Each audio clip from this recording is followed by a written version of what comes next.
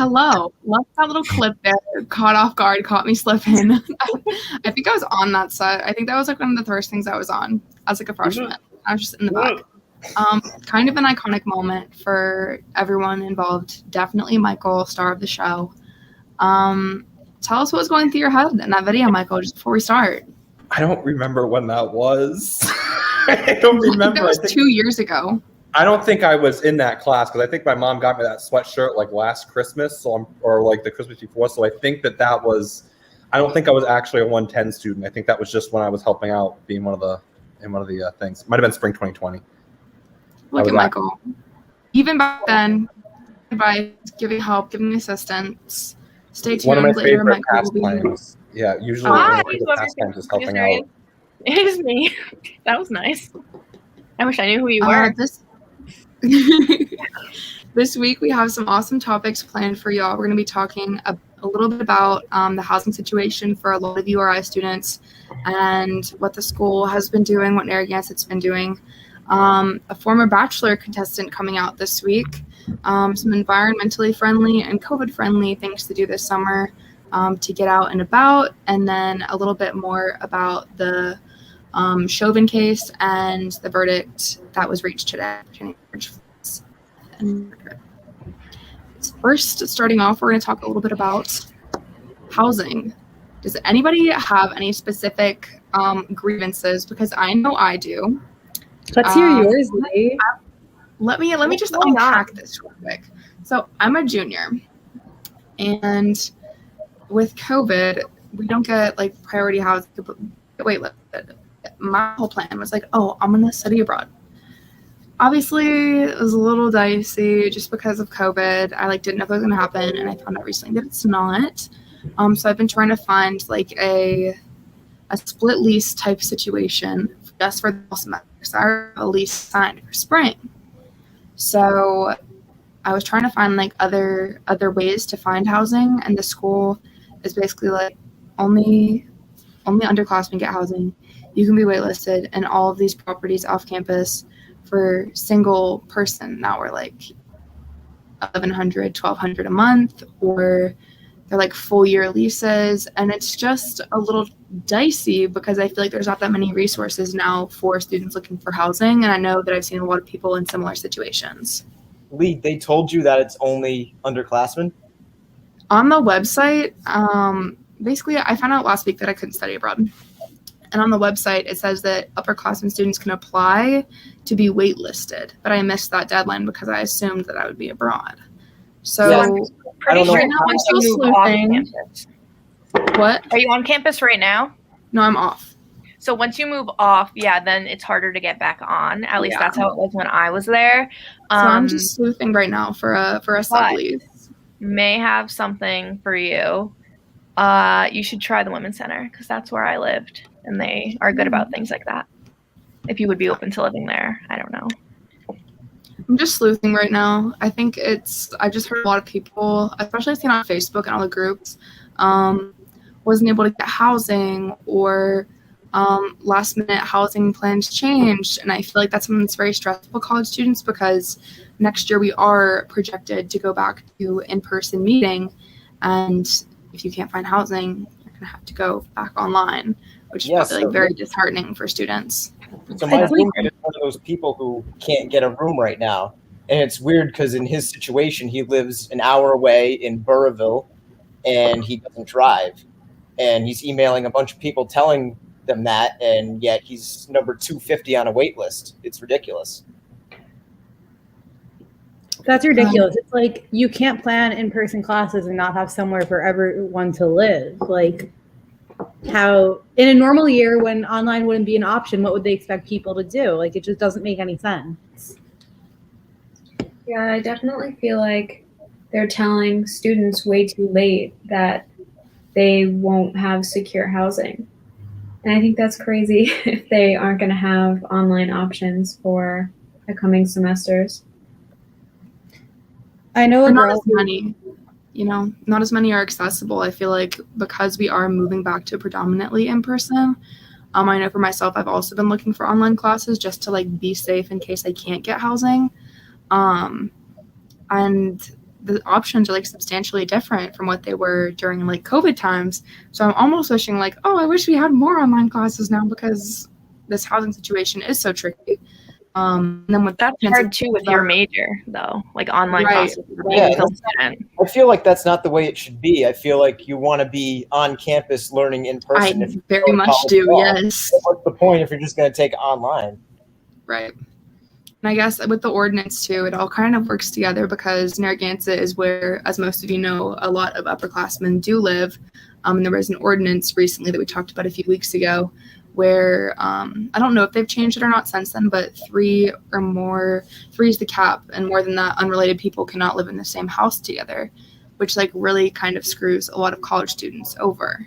Hard. I know a lot of landlords though are at the point of just like, you know what, this is ridiculous. Nothing's being changed. The town's not listening to the landlord's requests about how, you know, it doesn't just impact us. It also does impact the landlords. Like if you have a house that you're renting out and you need that money to come in so you can pay your mortgage or whatever. Right. And people aren't gonna, if you have a 6-bedroom house, people aren't gonna pay for a 3-bedroom, you know, 3 bedrooms and a 6-bedroom because they'll be paying 3 times the amount they would before. And Right. I think what they have set up right now is the people who decide to risk it, let's say, and rent to more than 3 people, just kind of like an FU to Narragansett.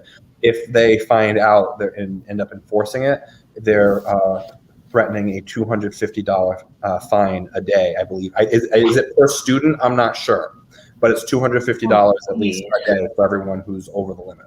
I know. I had to sign something that says like I'm aware that it's only 3 people, but I'm willing to live with 4. And if it happens, then it happens. And whatever penalties there are, there's penalties. Would you have to pay that though, Jenna? Like, is what you signed saying like, oh, I know, so like I'll pay the difference? I don't really know. I really couldn't tell you. I just kind of signed it. I said I need somewhere to live. I'm just gonna sign this. I feel like the more realistic option, if someone were to fall into that case, was they'd just have to decide one of these people needs to move out because $250 But where are they gonna go? a day, Right. $2 a day adds up fast. If they catch you the first month, are you really going to pay $250 a day when some people are paying, you know, just like twice that, 3 times that a month? It doesn't make sense. Madness. Absolute madness. Okay, hi, I'm interjecting. In my lease, it like said that if they caught us, because there's 4 of us living, that one of us was gonna have to move out. That's what I figured. Like they were gonna make one of us move out. What? I know so many Crazy. people who've gotten screwed out of housing even this year. This girl in my sorority is literally living in a hotel in Warwick. Like, because she was going to live on campus and then something happened and she tried to get back on campus and there was no room. And like she's a pharmacy major. Like she has to be in person. Like she's literally living in a hotel. Madness. Absolute madness. Expensive. Another crazy bit of news is that this week, if you're a part of Bachelor Nation, it's a guilty pleasure of mine. I am. Colton, a previous Bachelor, came out. There is some controversy surrounding him though, but it was kind of funny. Did anybody watch the clip of Billy Eichner that was filmed like years ago? No. Basically, he's interviewing Colton and he is talking with him and he says, I'm gay. He's talking to Colton, who is like closeted at the time. He says, I'm gay. That's something I think you should look into. You might be the first gay Bachelor and we don't even know. And so people are like, oh my gosh, Billy Eichner predicted that Colton was gay and he's the first gay Bachelor. But there is some controversy surrounding him, right, through the woman that he met on the show. Definitely. Did they end up like want to comment? I didn't watch his season. Like, did they end up going like the last rose ceremony? Like, did he end up proposing to someone? So yeah, he didn't propose to her, right? They were together. They were like together, I but they didn't like get engaged. It was like a weird sitch. The messy thing about this is the fact that like we want to be happy, right, that he's coming out as gay and we all want everyone to be able to be who they are. But in that relationship he had with Cassie, I think her last name's Rudolph, he, at the end of their relationship, there was like actual like legal issues where he was stalking her. I believe he put a tracker on her car. He was seen like lurking outside her house. So like people were mad at Good Morning America for even giving him a spotlight, because they're like, why would you give someone who's like he's not a good person, woman, right? Why are you giving a spotlight to a person like this? And so I think it is tricky, you know, like how it's like a weird situation too, because like I was reading up on it, and Cassie, his ex-fiance, still has The Bachelor is fake. Yeah, it is. There's like a lot of stuff to have. I love The Bachelor. Doesn't matter if it's fake. It's a guilty pleasure. This could be fake. We don't know.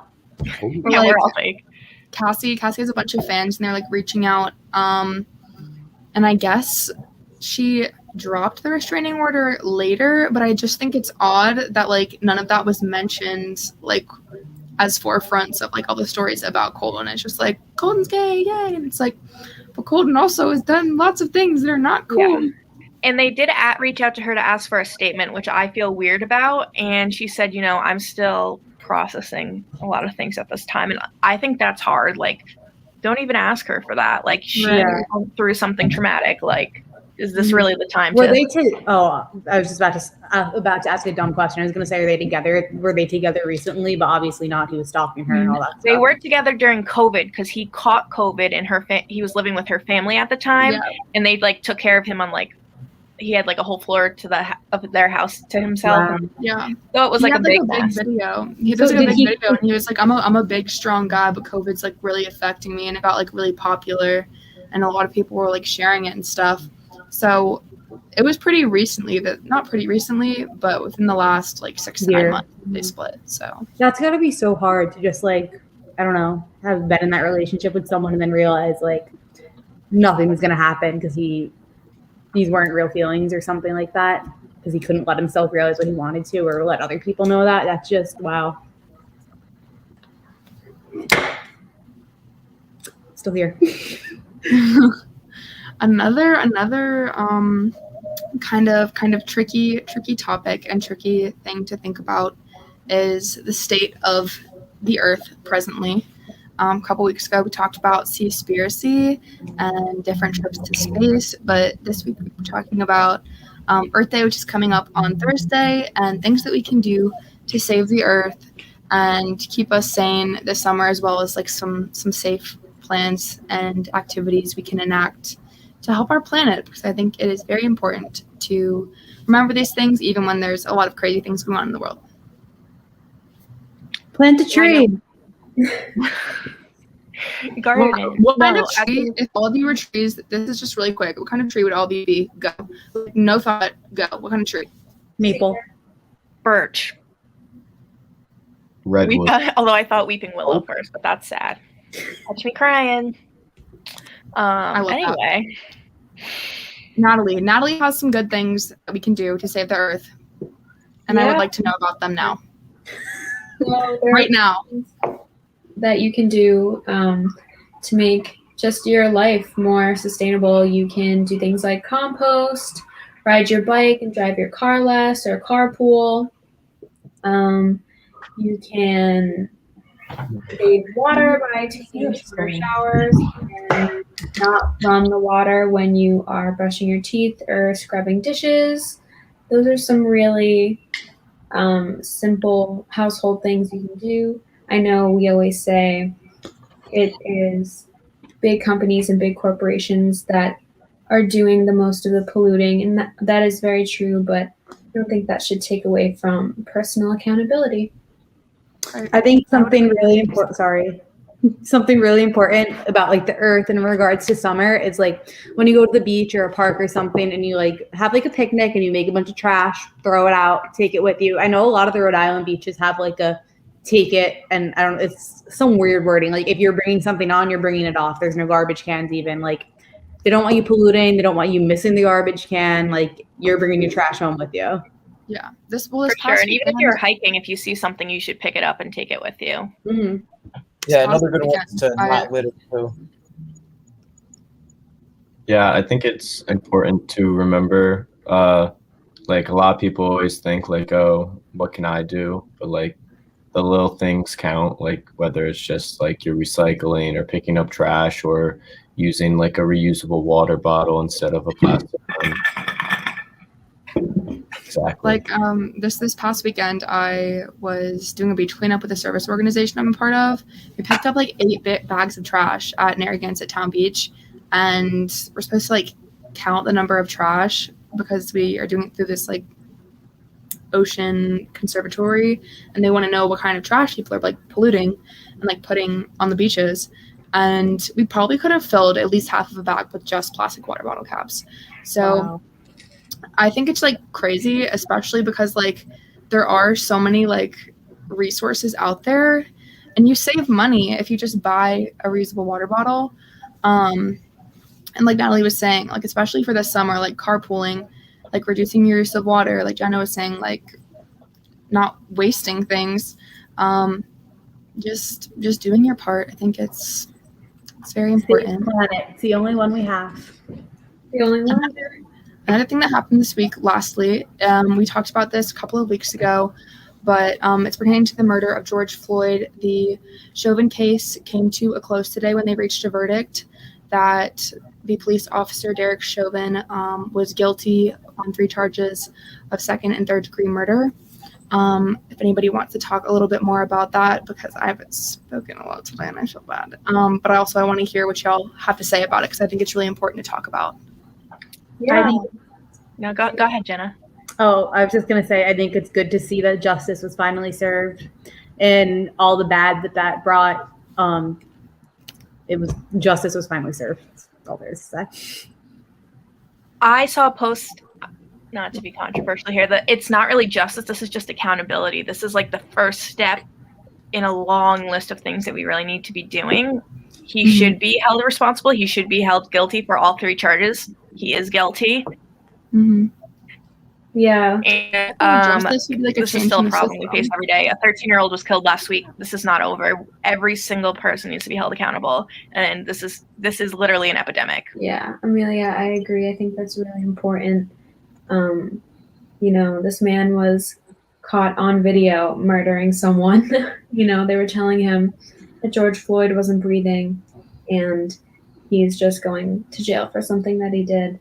And this is not even the beginning of, addressing systemic racism.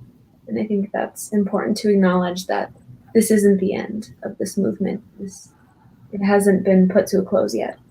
Right. One arrest isn't going to be enough to make us just be like, oh, it's over, it's done. Like, it's not over, it's not done. More people need to be held accountable. The fact that you can even cite an instance as soon as last week, and these are only the cases that are reported, right? Because there's a lot that don't even catch media wins. So, we have to keep doing our part, especially as white people. We need to, use our privilege to speak up, speak out, and make sure that systemic racism isn't, overlooked and put to the back burner, because it is one of the biggest issues, if not the biggest issue. I would argue it's the biggest issue that we as America need to address right now. Amplifying Black voices is definitely so important.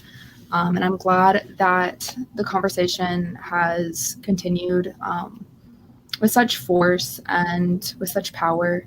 I'm glad that he's not going to sit behind bars, but George Floyd should still be alive. So justice won't really be served until there's a change in the system, not just one arrest. We know this. I know that the world can be a very scary place, but being with all of you every week definitely makes it a little bit scary.